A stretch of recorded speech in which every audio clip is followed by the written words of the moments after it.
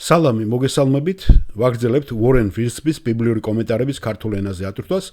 დღეს ჩვენ დაუბრუნდებით ახალ აღთქმას, მათეს სახარებას და 23 თავს განვიხილავთ.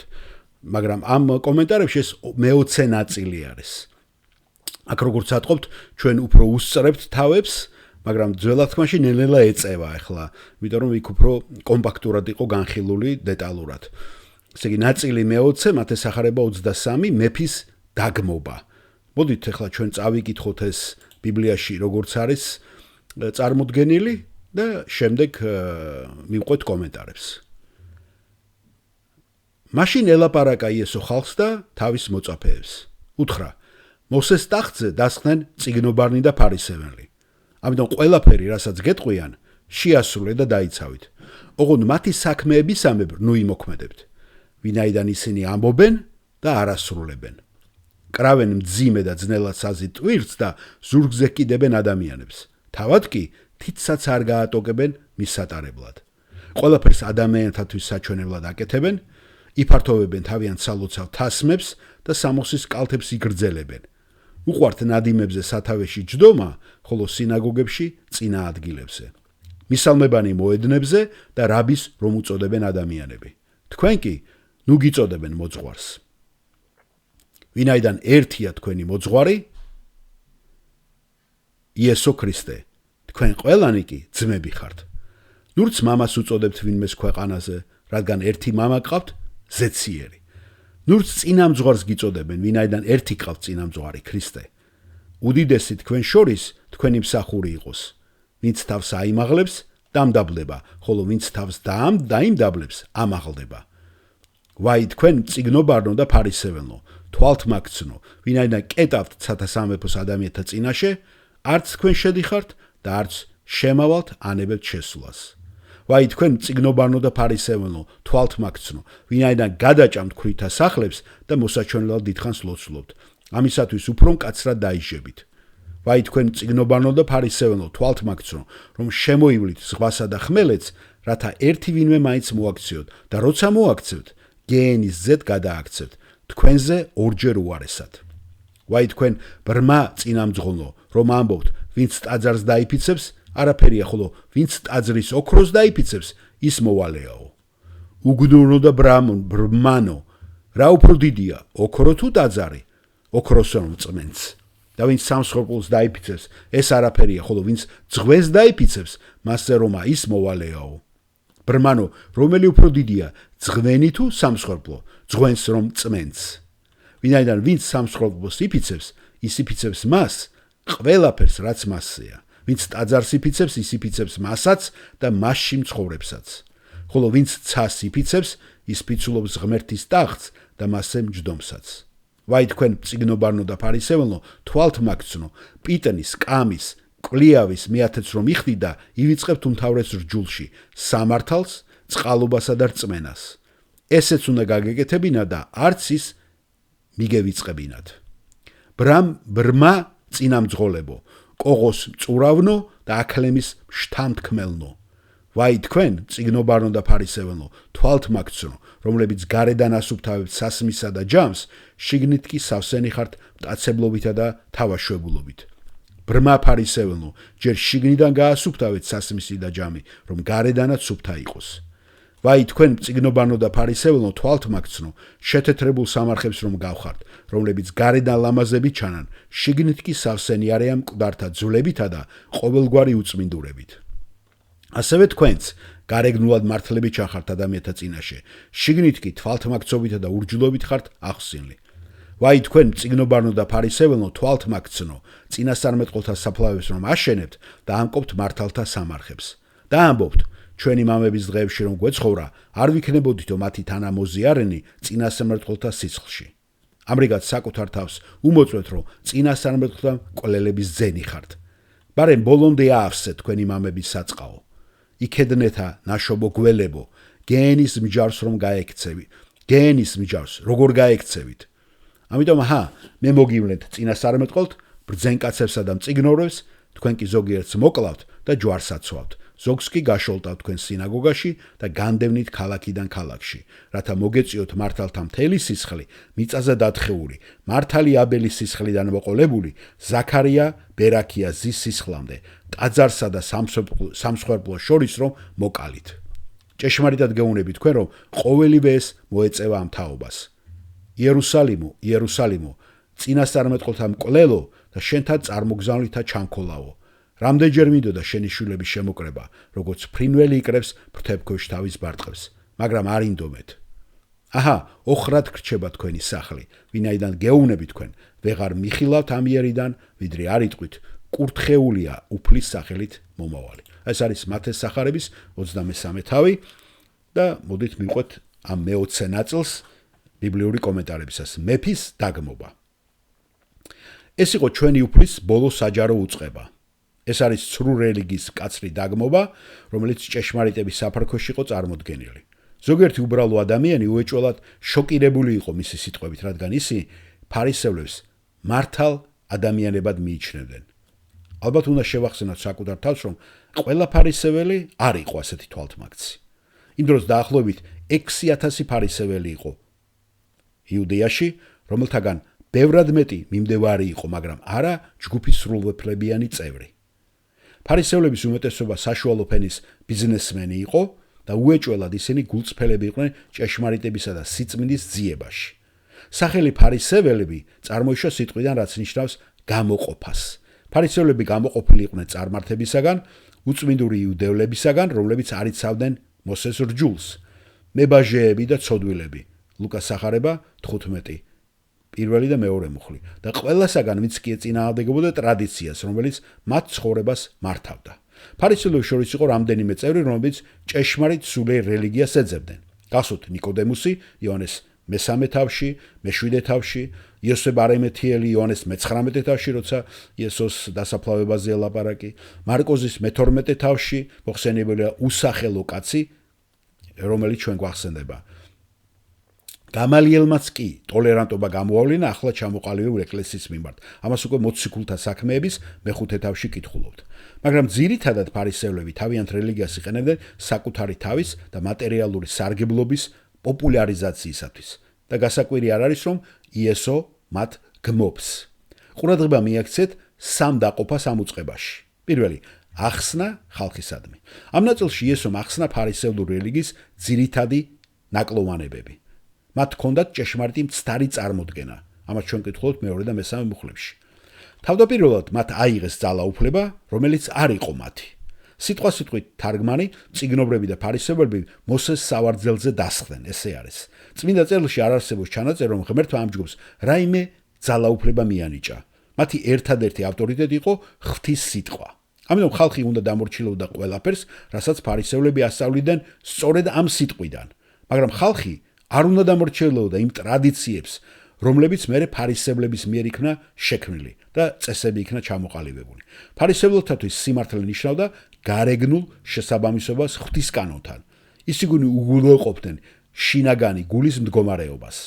რელიგია გულისხმობდა მრავალი წესის მორჩილებას, რომლებიც არეგულირებდა ცხოვრების ყველა დეტალს, მათ შორის იმასაც, თუ რას აკეთებდით სანელებლებით თქვენს სამზარეულოს კარადაში. ფარისევლები ფრთხილად ამბობდნენ სწორ სიტყვებს და იცავდნენ სწორ ცერემონიებს, მაგრამ შინაგანად ისინი არ ემორჩილებოდნენ კანონს. ღმერთს კი სურდა ჭეშმარიტი შიგნიდან. გახსოვთ ფსალმონი 50. აჰა, გულში დაფარული ჭეშმარიტება გსურს, დაფარულში მასწავლის სიბრძნეს. მე-6 მუხლი. ერთი რამის ქადაგება და მეორის შესრულება მხოლოდ თვალთმაქცობაა. მათ ჰქონდათ მსახურებაზე ცდარი წარმოდგენა. მათთვის მსახურება ნიშნავდა ხალხისათვის კანონების გადაცემას და მათზე კიდევ მეტად ტვირთის შემოდებას. სხვა სიტყვებით რომ ვთქვათ, ფარისევლები უფრო მკაცრები იყვნენ სხვების მიმართ, ვიდრე საკუთარი თავის მიმართ. იესო მოვიდა ადამიანთა ტვირთის შესამსუბუქებლად. გახსოვთ მათეს სახარებაში ჩვენ წავიკითხეთ მე-11 თავში თუ რას ამბობს ის. მაგრამ ლეგალისტური რელიგია ყოველთვის ცდილობს ტვირთის დამძიმებას. ამაზე არ შემიძლია მართლმადიდებლობა არ გაგახსენოთ, რას უკეთებს ხალხს მართლმადიდებლობა, ხო? იესო ჩვენ არასოდეს გთხოვს ისეთი რამის გაკეთებას, რაც მას მანამდე თავად არ გაუკეთებია. ფარისევლები ბრძანებდნენ, მაგრამ ისინი არანაირად არ მონაწილეობდნენ ამის გაკეთებაში, რათა ეს ტვირთი შეემსუბუქებინათ ხალხისათვის. ისინი თვალთმაქცური რელიგიური დიქტატორები იყვნენ და არა ჭეშმარიტი სულიერი ლიდერები. მათ სიდიადეს ასევე ცრუ წარმოდგენა ჰქონდა. ეს ჩვენ წავიკითხეთ მე-5 და მე-12 მუხლებში ამ თავის. მათ მის წარმატება ნიშნავდა ადამიანების მიერ აღიარებას და ადამიანების მიერ მიძღვნილ ქებას.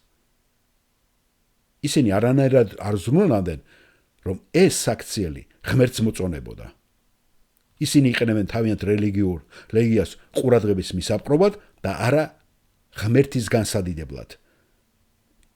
გახსოვთ მათეს სახარების მე-5 თავის მე-16 მუხლი. ეს კი რელიგიური ორნამენტების გამოყენებასაც კი ნიშნავდა ღვთისმოსაობის მოსაჩვენებლად. ფილაქტერიები იყო პატარა ტყავის ყუთები, რომლებშიც ფარისევლები წმინდა წელის ნაწილებს ათავსებდნენ. ისინი ამ ყუთებს შუბლზე და კლავზე იკეთებდნენ.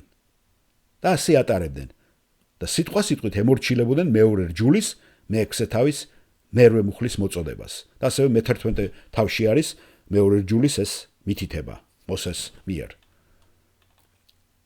ისინი ასევე ზრდიდნენ ფოჩებს თავიანთ ტანსაცმელზე, კიდეებზე.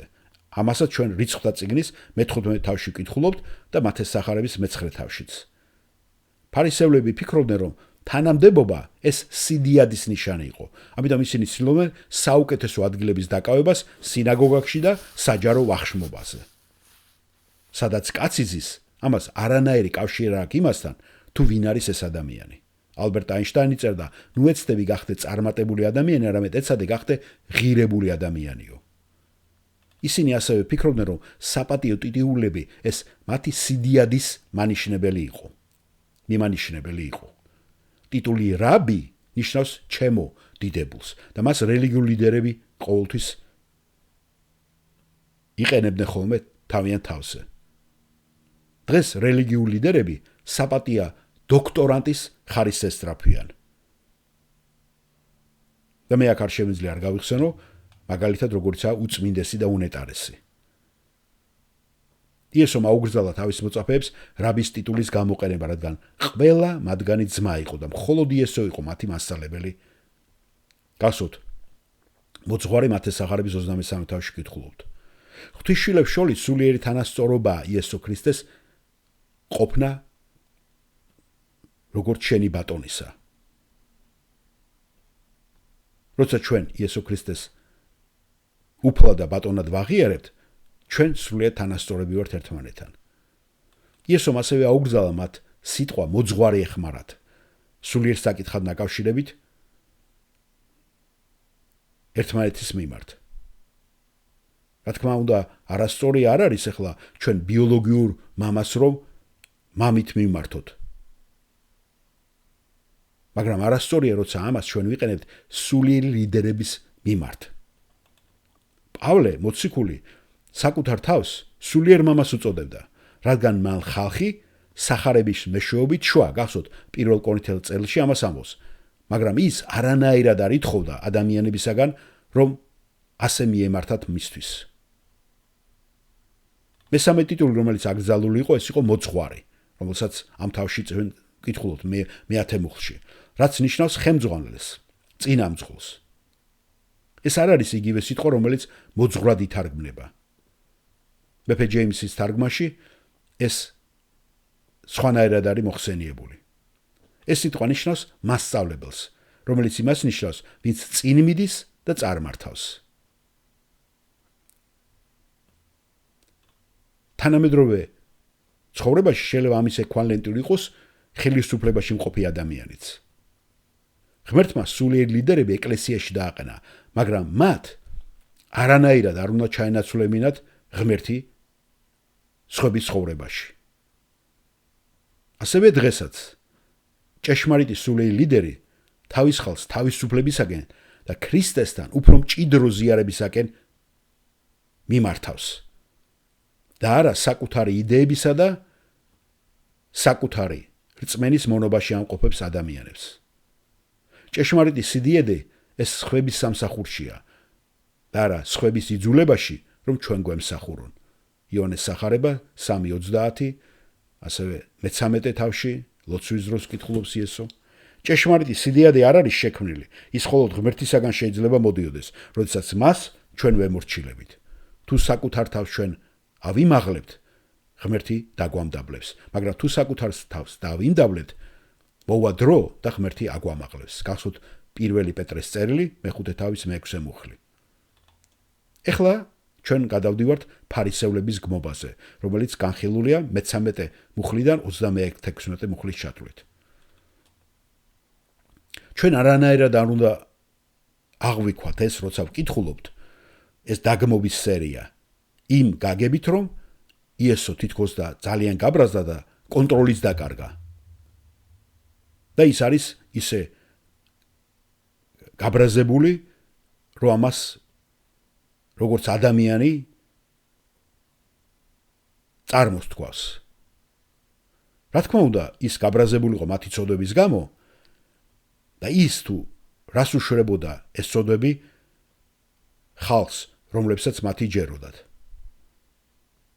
მაგრამ მისი დამოკიდებული იყო ძალიან მტკივნეული მწუხარება, რომ ფარისევლები იყვნენ დაბრმავებულები ღვთის ჭეშმარიტებებისა და მათი საკუთარი ცოდვების მიმართ. შესაძლოა ამ 8 ვაის მოსაგვარებლად საუკეთესო გზა იყოს მათი შედარება 8 ნეტარებასთან, რომლებიც გასვოთ მათეს სახარებაში ჩვენ მე-5 თავში წავიკითხეთ. თაზე ქადაგებისას ამ მე-5 თავში მათემ აღწერა ჭეშმარიტი სიმართლე. აქ კი მან აღწერა ცრუ სიმართლე. გახსოვთ სამეფოში შესვლა და პარალელზე სასუფეველის დახურვა. იქ მათე გვეუბნება თუ როგორ უნდა შევიდეთ სამეფოში, აქ კიდე იესო აფრთხილებს მათ, ასევე სხვებსაც, რომ სასუფეველი მათთვის დახურულია. ჩვენ ვიცით, რომ სულით ღარიბები შედიან სამეფოში, მაგრამ სულით ამპარტავნები თავს იღუპავენ და სხვებსაც ღუპავენ. ბერძნული ზმნა მიუთითებს ადამიანებზე, რომლებიც ცდილობენ შესვლას, მაგრამ ვერ შედიან.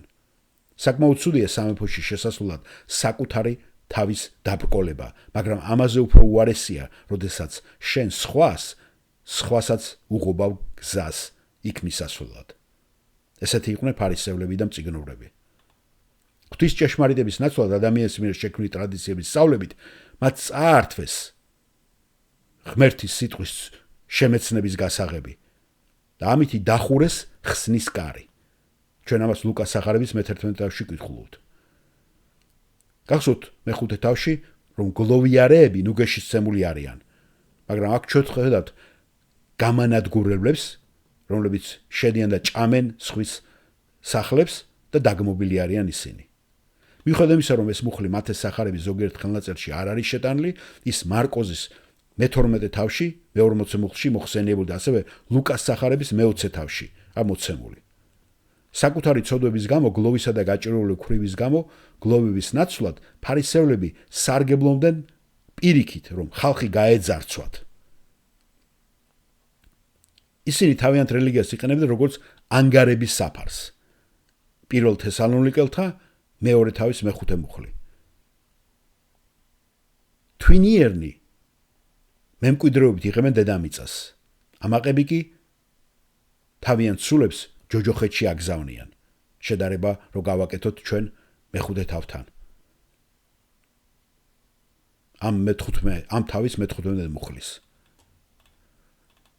როცა ლაპარაკი იყო პროზელიტობაზე, როცა მიდიან ფარისევლები და მოაქცევენ ვიღაცას, ფარისევლები ცდილობდნენ სხვების მოზიდვას თავიანთ იურიდიულ სისტემაში. მაგრამ მათ არ შეეძლოთ ამ ადამიანების მერე მიყვანა ღმერთთან, რათა ცოცხალი ღმერთი გაეცნოთ მათთვის.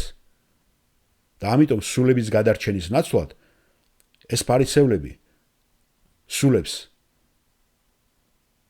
გმობისა და რიცხვისაკენ მიმართავდნენ. აქ ნახსენები ჯოჯოხეთის შვილი არის ეშმაკის შვილი. გახსოვთ ეს იყო ექვივალენტი, რასაც იესო ფარისევლებს უწოდებდა. მე-12 თავში ახსენა, ეხლა 23-ში ახსენებს, იოანეს სახარებაში ჩვენ მოვისმენთ მერვე თავში. ეშმაკის შვილი არის ადამიანი, რომელმაც უარყო ღვთის ხსნის გზა, სიმართლე ქრისტეს რწმენით. ეს ადამიანი აჩვენებს საკუთარ სიმართლეს ნებისმიერი რელიგიური სისტემის მეშვეობით, რომელსაც ის ეკუთვნის. მოქცეული აქ ნახსენები, როგორც წესი, უფრო მეტ მუდმივობას ავლენს, ვიდრე მისი ლიდერი და ეს ორმაგი ერთგულება მხოლოდ ორმაგ დაგმობას გამოიწვევდა. რა ტრაგიკულია, რომ ადამიანებს შეუძლიათ იფიქრონ, რომ 60-ში მიდიან, ამ დროს სინამდვილეში ისინი ჯოჯოხეთში მიყავთ და თვითონაც იქ მიდიან. გასვოთ მე-5 თავში ნახსენებია სიწმინდისაკენ სწრაფვა. აქ კიდე ჩვენ ხედავთ, რომ ფარისევლები ცდილობდნენ მოგებას, რომ რაღაცა გამორჩენა ქონოდათ. როცა იესო ამბობს ბრმა წინამძღოლებო, ეს იდეალური აღწერაა, რომელმაც სმენელებს აუცილებლად ღიმილს მოგვრიდა. სხვათაშორის იესომ ეს ადრეც გამოიყენა მათეს სახარების მე-15 თავში. ფარისევლები ბრმები იყვნენ ცხოვრების ჭეშმარიტი ღირებულებების აღსაქმელად. მათი პრიორიტეტები აღრეული იყო ერთმანეთში. ისინი ფიცდებდნენ და იყენებდნენ რაღაც წმინდა საგანს ამ ფიცის დასადასტურებლად, მაგალითად, ტაძარში ოქროს ან სამსხობლოზე შესაწირავს. მაგრამ ისინი არ იფიცებდნენ თავად ტაძარს და თავად სამსხობლოს. არდა სწორედ ტაძარი იყო ის, რომელიც აკურთხებდა ამ ოქროს და სამსხობლო ის, რომელიც აკურთხებდა ძღვენს, რომელსაც მასზე დებდნენ. აქედან ჩანდა, რომ ისინი ღმერთს თავიანთი პრიორიტეტებიდან გამორიცხავდნენ ხოლმე. იესო მიცოდა, რომ ფარისევლებს სურდათ ძალიან ოქროს მოპოვება, ხარბები იყვნენ. ასევე სამსხობლოზე დადებული ძღვენიც. სწორედ ამიტომ იყენებდნენ ფარისევლები კორბანს, ღვთისათვის მიძღვნილი ყველაფრის გამოყენება. ეს კაცები არ ეძებდნენ ღვთის სიმართლეს. ისინი ხარბები იყვნენ, რომ რაიმე მოგება ენახათ. ამიტომაც შეიმუშავეს მათ ეს რელიგიური სისტემა, რომელიც მათ საშუალებას აძლევდა გაეძარცვათ ღმერთი და ასევე სხვები და მაინც შეენარჩუნებინა თავიანთი რეპუტაცია. როგორ დგას დღეს ჩვენს შავ სამღვდელოებას ეს მამაოების ამ კასტა საპატრიარქოთი და იმითი. შემდეგ იყო წყალობის მოპოვება, გახსოვთ მათეს სახარების მე-5 თავის მე-7 მუხლში. აქ კიდე ჩვენ ხედავთ წყალობის უარყოფას 23-24 მუხლში. ფარისევლები ძირითადად უმნიშვნელო საკითხებზე ზრუნავდნენ. მათ ჰქონდათ წესები ცხოვრების ყველაზე უმნიშვნელო სფეროშიც კი, მაგრამ ამავე დროს მათ ავიწყებოდათ ყველაზე მნიშვნელოვანი საკითხები. როგორც წესი, ეს რჯულის მიმდევრები დეტალებზე ზედმეტად ყურადღებას ამახვილებდნენ. მაგრამ ძირითად პრინციპებზე ისინი თავს იბრმავებდნენ. ამ ბრბოს არასოდეს არ უფიქრია უდანაშაულო კაცის დაგმობა. თუმცა ეშინოდათ პილატეს სამჟარო დარბაზში შესვლის, რათა არ შებილწულიყვნენ. გახსოვთ ხომ?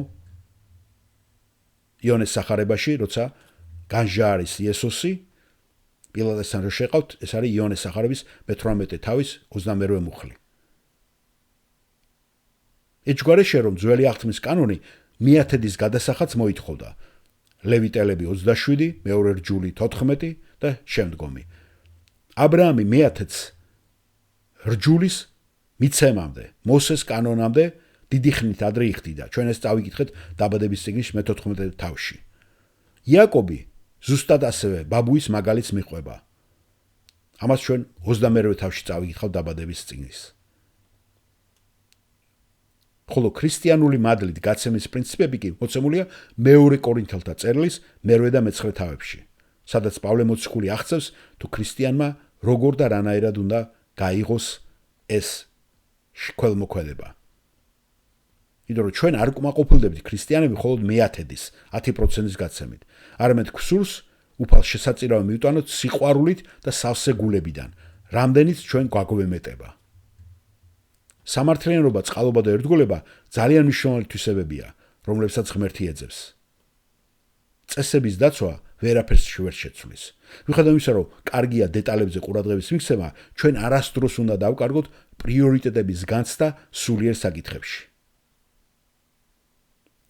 იესოს კი არ დაუგმია მეათედის გაღების პრაქტიკა, თუმცა დაგმო ისინი, ვინც თავიანთ კანონისტური სკეპტიკოსები ჭეშმარიტ ქრისტიანულ ხასიათის ჩამოყალიბებაში ხელს უშლიდა. შემდეგი არის გახსოვთ მათეს სახარებაში მეხუთე თავის მერვე მუხლში სუფთა გულზეა ლაპარაკი. აქ კიდე ჩვენ ხედავთ შებილწულ გულს. მუხლები 25-28-ში. იესომ ორი მაგალითი მოიყვანა: სასმისი და ლანგარი და სამარხი. სასმისი და ლანგარი და სამარხი. ორივე მათგანი ერთსა და იმავე ჭეშმარიტებას აცხადებდა. შესაძლებელია იყო სუფთა გარედან, მაგრამ ამავე დროს იყო შებილწული შიგნით. წარმოიდგინეთ, რომ თქვენ იყენებთ შებილწულ ჭურჭელს. რაც არ უნდა დადოთ თეფშზე, ფინჯანში, იცოდეთ, რომ ეს შებილწული იქნება. ფარისევლები ზრუნავდნენ, რომ გარედან ძალიან სუფთად შეენარჩუნებინათ თავიანთი თავი, რადგან ეს იყო ის ნაწილი, რომელსაც ადამიანები დაინახავდნენ და ამიტომ მათ სურდათ ადამიანებს რომ შეეკოთ ისინი. მაგრამ ჩვენ ვიცით, რომ ღმერთი გულს ხედავს. გახსოვთ პირველ მეფეთა მე-16 თავის მე-7 მუხლი, როცა სამუელი მიდის დავითის ოჯახში, რომ ზეთისხოს მას. და მამამისი იესე ჩამოატარებს ყველა შვილს და სულიწმინდა ეუნება ამას სამუელს, რომ ღმერთი გულს ხედავს. როდესაც ღმერთი შიგნიდან იყურებოდა, მან დაინახა სიხარბე და თავაზიანობა. ერებერელები ძალიან ფრთხილად იყვნენ, რომ არ შეხებოდნენ გვამებს და მიცვალებულებს, ნებისმიერ ნივთს, რომელიც დაკავშირებულიყო მათთან, რადგან ეს მათ ცერემონიალურად უწმინდურს გახდიდა. ჩვენ ამას რიცხვთა წიგნის მე-19 თავში ვკითხულობთ. ისინი სამარხებს ათეთრებდნენ, რათა შემთხვევით ვინმე არ შებილწულიყო. ეს განსაკუთრებით პასექის დროს კეთდებოდა. რა თვალთმაქცობის თვალსაჩინო სურათი არა, გარედან თეთრი, მაგრამ შიგნიდან სიბილწით სავსე და სიკვდილით სავსე სამარხი. შემდეგი შედარება არის ნეტარარიან გულით სუფთანი. ეს იყო ჩვენი უფლის დაპირება, გახსოვთ. დაიცავით თქვენი გული ყოველგვარი გულმოდგინებით, რათა მისგან მოედინება სიცოცხლის წყარო. გახსოვთ იგავების წიგნის მე-4 თავის 23 მუხლი. მე-19 საუკუნის უდიდესი ამერიკელი ევანგელისტი დვაით ლიმენ მუდი ამბობდა: თუ ჩემს პიროვნულ ხასიათზე ვიზრუნებ, ჩემი რეპუტაცია თავად იზრუნებს საკუთარ თავზეო.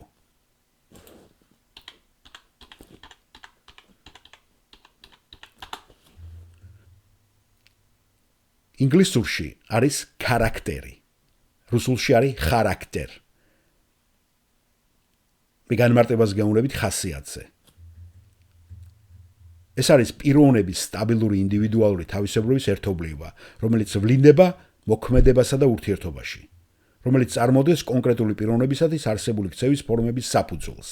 ვიმეორებ, ხასიათი, რომელიც ინგლისურში ქარაქტერია და რუსებმაც დატოვეს ხარაქტერი. და ფსიქოლოგიურ განმარტებით ლექსიკონში ეს ხასიათი ესე განიმარტება: პიროვნების სტაბილური ინდივიდუალური თავისებურების ერთობლივება, რომელიც ვლინდება მოქმედებასა და ურთიერთობაში, რომელიც წარმოადგენს კონკრეტული პიროვნებისათვის არსებული ქცევის ფორმების საფუძველს.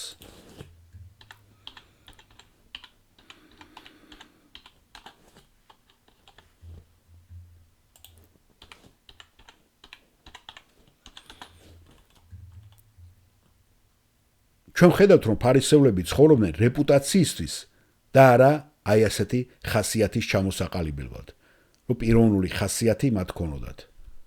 ისინი რეპუტაციას განეცდიდნენ, თუ ხალხი რას იტყოდა მათზე, მაგრამ ჩვენ ხასიათზე ზრუნავს ღმერთი და ის ხედავს ამას. მშვიდობის ყოფილები და დევნილები ღვთისშვილები არიან, დევნილები ეშმაკის შვილები არიან. ჩვენ ეს წავიკითხეთ აქ. და ამას გადმოგცეს მათესახარების მეხუთე თავიც, რომ ნეტარი არიან მშვიდობის ყოფილნი. როდესაც იესომ ფარისევლებს გველები უწოდა, ის მათ სატანასთან აიგივებდა, რომელიც არის გველი, გახსოვთ დაბადების წიგნის მესამე თავი. თავის იგავში საარეველებზე იესომ ნათლად აჩვენა, რომ სატანას თავიანთი ოჯახი ყავს, მასაც ყავს თავისი შვილები, რომლებსაც ის თესავს. ასევე სატანა ვიცით, რომ მკვლელი და მატყუარაა. ამას უკვე იოანე გადმოგცემს, როცა იესო ლაპარაკობს, გახსოვთ წყებსა და ცხვრებზე. და მისი შვილებიც მის მაგალითს მიყვებიან. ფარისევლები მატყუარები და მკვლელები იყვნენ. მათესახარების 23 თავში ამას ჩვენ წავიკითხავთ. უკვე წავიკითხეთ. ფარისევლებისათვის ტრადიციული იყო იმ ადამიანების, ვინც მათმა წინაპრებმა მოკლეს, საფლავების აშენება, გაუმჯობესება და მორთვა. მაგრამ არ დაგვაუწყეს, რომ სწორედ მათი მამები იყვნენ, ვინც კლავდნენ ამ მოწამეებს. არა, რა თქმა უნდა, მათი ბიოლოგიური მამები, არამედ მათი სულიერი მამები. წარსული საუკუნის იგივე თვალთმაქცი ფარისევლები. და მსოფლიოშიც ყოველთვის არსებობენ ცრუ მორწმუნეები, დაწყებული კაენიდან მოყოლებული, დაბადების მეოთხე თავში და იოანეს მესამე თავში კითხულობთ ჩვენ ასევე ამას. ფარისევლები მათი თაობა დამნაშავეები იყვნენ რელიგიის სახელით დაღვრილ ყველა მართალი ადამიანის სისხლში. ძველი აღთქმის წმინდა წერილში მოხსენებული პირველი მოწამე იყო აბელი, ხოლო ბოლომდ მოხსენებული იყო წინასწარმეტყველი ზაქარია, რომელსაც ჩვენ მეორე ნეშტა წიგნში 24 თავში კითხულობთ.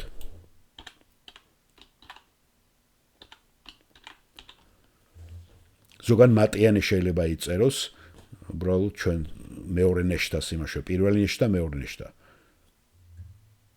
ჩვენ უნდა კარგად ვახსოვდეს, რომ ებრაული ბიბლია თავდება მეორე ნეშტათი და არა მალაქია წინასწარმეტყველით. იცით, სხვანაირად არის იქ დაყოფა ებრაულ ბიბლიაში და ამიტომაც იესო ზაქარიას იხსენებს. აბელი დაბადების წიგნში და ზაქარია აქეთ. და რა იქნებოდა ამ კვლელობების, ამ ხანგრძლივი ისტორიის შედეგი? აუცილებლად იქნებოდა საშინელი სამშაურო. ეს თაობა, გველგესლების თაობა, მოესწრებოდა და გემოს გაუსინჯა ღვთის რისხვაც, როდესაც უსამართლობის თასი აივსებოდა. დაბადების წიგნის 15-16 და მათეს 23-22. ამ შავჯაროს ნაწილი უკვე ჩვენ ვიცით, რომ მოვიდა ერთხელ იერუსალიმზე, როცა ის განადგურდა რომაელების მიერ. მაგრამ დანარჩენი რისხვა შემონახულია, როდესაც დიდი ურვა იქნება და მარადიულობაში დაისჯებიან. როდესაც განვიხილავთ ამ ტრაგიკული უბედურების ჩვენი უფლის მიერ გაჟღერებულს, ხედავთ თუ რატომ იყვნენ ფარისევლები იესოს მტრები. მან ხაზი გაუსვა შინაგან ადამიანს, ისინი კი მარტო ზრუნავდნენ გარეგნული ქცევის ხარეებით. ის მიუთითებდა პრინციპებზე, რომელიც დაფუძნებული იყო სულიერ ცხოვრებაზე. ფარისევლები კი ყურადღებას აქცევდნენ წესებს, დებულებებს და მათზე ამახვილებდნენ ყურადღებას. იესო სულიერებას მათი ხასიათის მიხედვით აფასებდა. ფარისევლები კი რელიგიური აქტივობითა და გარე კანონების მორჩილების შესაბამისად მოქმედებდნენ. იესო ასწავლიდა თამდაბლობას და მსხლშეწირულ მსახურებას, ხოლო ფარისევლები სიამაყით იყვნენ ახსილები და ადამიანებს საკუთარი მიზნების მისაღწევად იყენებდნენ. იესოს წმინდა ცხოვრება მათ ხელოვნურ ღვთისმოსაობასა და ზედაპირულ რელიგიას აშკარად ავლენდა და ამხილებდა. და სიბნელიდან გამოსulis ნაცვლად ფარისევლები ცდილობდნენ პირიქით ამ სინათლის ჩაქრობას, მაგრამ ვერანაირად ვერ შეძლეს ეს. ჩვენ ბოლო მუხლებში ნახეთ იერუსალიმზე გოდება.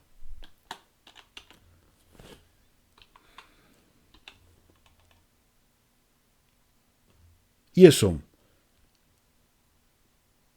ეს გოდების სიტყვები წარმოთქვა როგორც იერუსალიმსა და მის სიყვარულს გულწრფელი გამოხატულება და მწუხარება იმ მრავალი ხსნის შესაძლებლობის გამო, რომელიც მათ ხელიდან გაუშვეს. იერუსალიმი ეს მთელ ისრაელს ერს ეხებოდა. ეს მარტო იერუსალიმზე კი არა ნათქვამი, არამედ მთელ ისრაელზე. მოყოლებული მათი ისტორიიდან. ერის ლიდერები ამ დანაშაულებს კიდევ იმეორებდნენ, რადგან უარყოფდნენ ღვთის ცნებებს და ზოგიერთი მათგანი მოკლეს კიდევაც. მაგრამ მისი მადლით იესო მოდის, რათა შეკრიბოს ხალხი და გადაარჩინოს ისინი. მან დაახსენა, მინდა რომ არ სიტყვები გახსოვთ ხო? აჯამებს ჭეშმარიტების საბოლოო უარყოფის ტრაგედიას. იერუსალიმო წინასწარ მკვლელო და შენთან წარმოუძლად ჩამქოლოვო. რამდენჯერ მინდოდა შენი შვილების შემოკრება, როგორც ფრინველები იკრებს ფრთქვეშ თავის ბარტყეს, მაგრამ არ ინდომეთ. ნახეთ, მაგრამ არ ინდომეთ. აჰა, ოხრად გრჩებათ თქვენი სახლი, ვინაიდან გეუბნები თქვენ, ვეღარ მიხილავთ ამირენ, ვიდრე არ იტყვით კურთხეული უფლის სახელით მომავალი.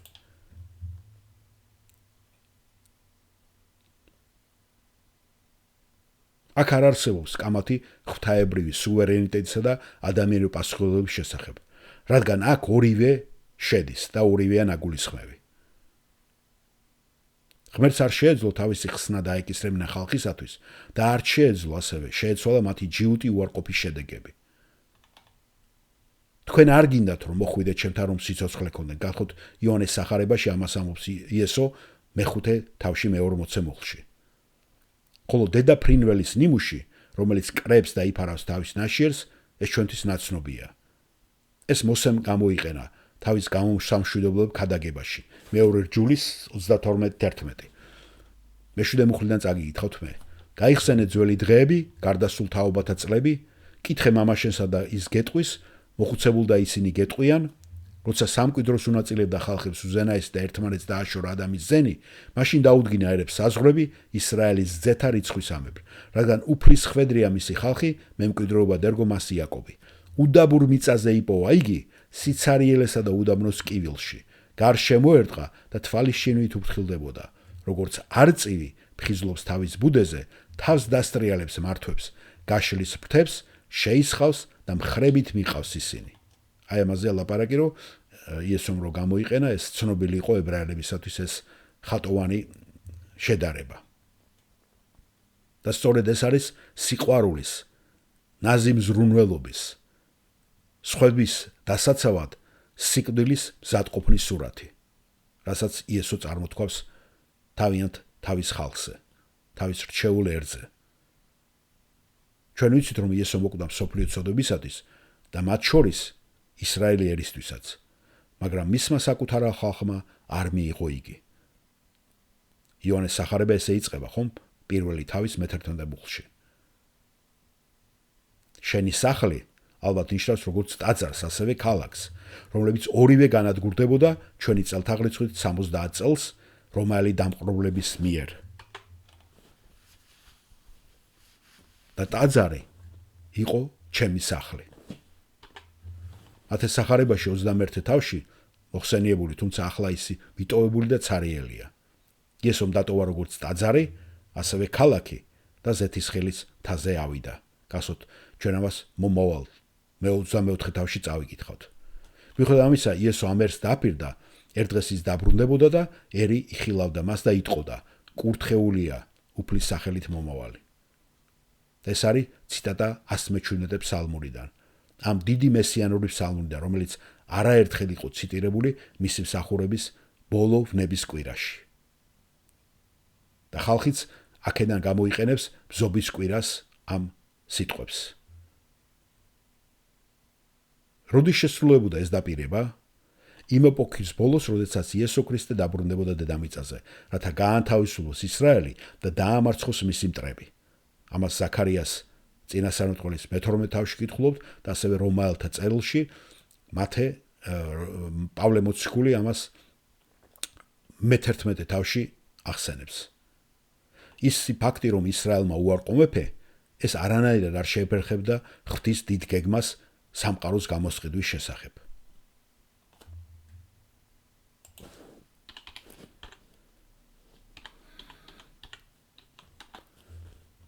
დედამიწაზე თავის დიდებული სამეფოს დამყარების ნაცვლად იესო ააშენებდა თავის ეკლესიას. ეფესალთა წერილის 2 თავი. როდესაც ეს საქმე დასრულდება, ის დაბრუნდება და აიყვანს თავის ეკლესიას ზეცაში. 1 თესალონიკელთა 4 თავი.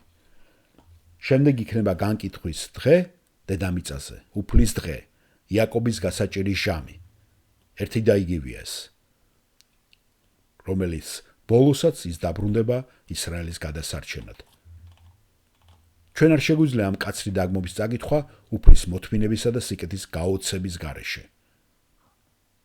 ნებისმიერი გაოცდება თუ რამდენი ხანი უთმინა ღმერთმა მათ და რამდენ ხანს ითმეს დღესაც ის. ასე რომ არც ერთი ერი არ ყოფილა ისრაელის გავსად კურთხეული და მაინც არც ერთმა ერმა ისე არ შესწოდა ღვთის სიკეთის წინააღმდეგ, როგორც ეს ისრაელმა გააკეთა. ისინი იყვნენ ღვთის კურთხევის არხი მთელი მსოფლიოსათვის. რადგან ჩვენ ვიცით, რომ ხსნა იუდევლებისაგანაა, გასვოთ სამარიელ დედაკაცთან ჭასთან იესო ამას ახსენებს იოანეს სახარების 4 თავში.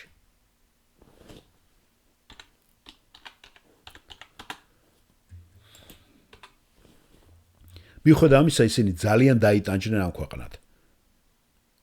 ჩვენ ვიცით, რომ იესო ებრაელად დაიბადა და მას ბუნებრივია უყვარდა თავისი ერი. ჩვენ კი, რომლებიც წარმართები ვართ, ღმერთს უნდა უმადლოდეთ ამ ებრაელი ერისათვის, რადგან სწორედ მათ მოგცეს ერთი ჭეშმარიტი ღმერთის მოწმობა, მათ მოგცეს ბიბლია და მათ მოგცეს იესო ქრისტე როგორც მხსნელი. ამის უარყოფა არ შეიძლება.